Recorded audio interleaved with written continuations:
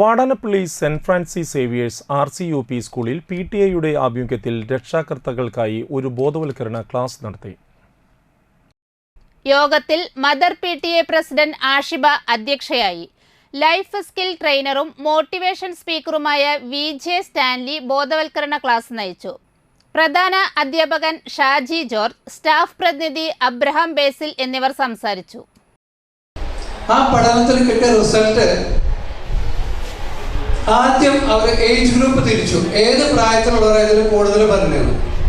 അപ്പോൾ ഒരു 60 മുതൽ 70% ഈ കുറ്റകൃത്യങ്ങൾ ചെയ്യുന്നത് 14 വയസ്സിനും 40-45 വയസ്സിനും ഇടയ്ക്കുള്ള യുവാക്കളാണ്. 15 വയസ്സും 45 വയസ്സിനും ഇടയ്ക്കുള്ള ആൾക്കാരാണ് ഏറ്റവും കൂടുതൽ ഈ കുറ്റകൃത്യങ്ങൾ ചെയ്യുന്നത്. അതെന്തുകൊണ്ടാണെന്ന് മനഃശാസ്ത്രജ്ഞന്മാർ അതിനെക്കുറിച്ച് പഠിച്ചപ്പോൾ പല കാരണങ്ങളും കിട്ടി. പല കാരണങ്ങളും അത് ഒന്ന് അവരുടെ പിയർ ഗ്രൂപ്പ് പ്രഷർ, കൂട്ടുകാരുടെ സമ്മർദ്ദം കൊണ്ടായിരിക്കാം. അതുപോലെ ഡ്രഗിൻ്റെ മാഫിയ അവർ ചെയ്യുന്നതിൻ്റെ കാരണമായിരിക്കാം. ഫാമിലി ബാക്ക്ഗ്രൗണ്ടുകളായിരിക്കാം. ഇങ്ങനെ പല പല കാരണങ്ങൾ അതിൽ കിട്ടി.